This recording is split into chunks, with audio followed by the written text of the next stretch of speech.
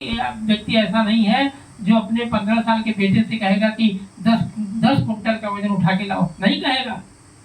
1 quintal का वजन भी नहीं कहेगा वो, 50 किलो का वजन भी नहीं कहेगा, क्योंकि बेटे की उम्र भी 15 साल है।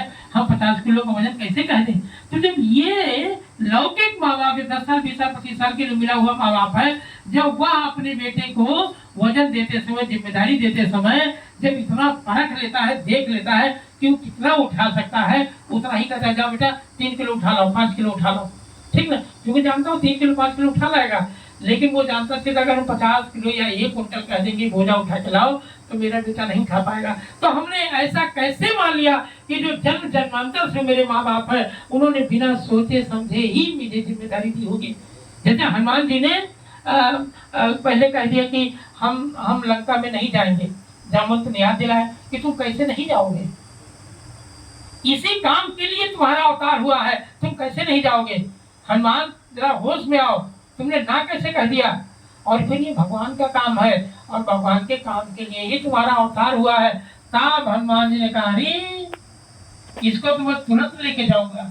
जैसे आप अपनी सोच बदलेंगे बस परमात्मा की कृपा आपके ऊपर हो जाएगी। और कोई भी ऐसी जिम्मेदारी भगवान ने आपको नहीं दी है जो आपके ऊपर आपकी योग्यता क्षमता से ज्यादा का बोझा हो, क्षमता ही नहीं। अगर ये मन में बात बैठ गई हो तो आप इसे निकाल दीजिएगा कि भगवान ऐसा अन्याय, संसार अन्याय कर सकता है लेकिन भगवान अन्याय किए होंगे ऐसा मत सोचिएगा।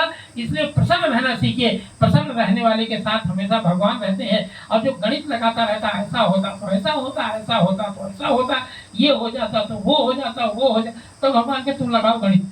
अरे यहाँ संसार की गणित तो संसार लगा नहीं पा रहा, भगवान की गणित संसार लगा ले, ऐसा कदापि संभव नहीं है। इसलिए बस भलाई इसी में भजन यही है कि एकदम निश्चिंत प्रसन्न और निर्भीक रहने का अभ्यास कीजिए। अगर आप निर्भीक हैं, आपका सारा बोझा अपने आप। और मन को ऐसे भी समझाइए कि जब आप संसार में नहीं थे तो क्या यह संसार नहीं था?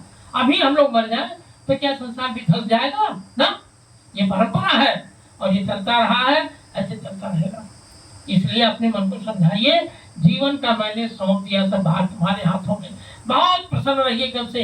आपके जीवन से संबंधित कोई भी ऐसी चीज नहीं है जो अधर्म में लटक जाए, अधूरा रह जाए। कभी भी मत सोचिएगा कि भगवान मुझे संकट में डाल देंगे, बिल्कुल नहीं। भगवान तो संकट से उबारना जानते हैं, भगवान तो संकट से छुड़ाना जानते हैं।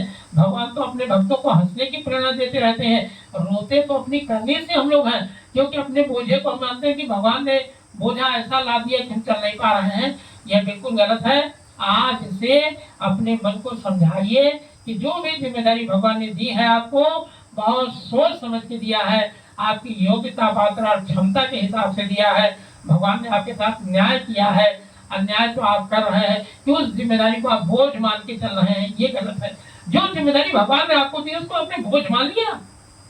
अरे वो परम पिता है, जन्म जन्मांतर का पिता है, आपके साथ अन्याय हो ऐसा भगवान सपने में भी नहीं सोच सकते हैं। लेकिन हम लोग मान के चल रहे हैं। और विश्वास कीजिए, इसको आजमा के देखिएगा, भगवान का सहारा छोड़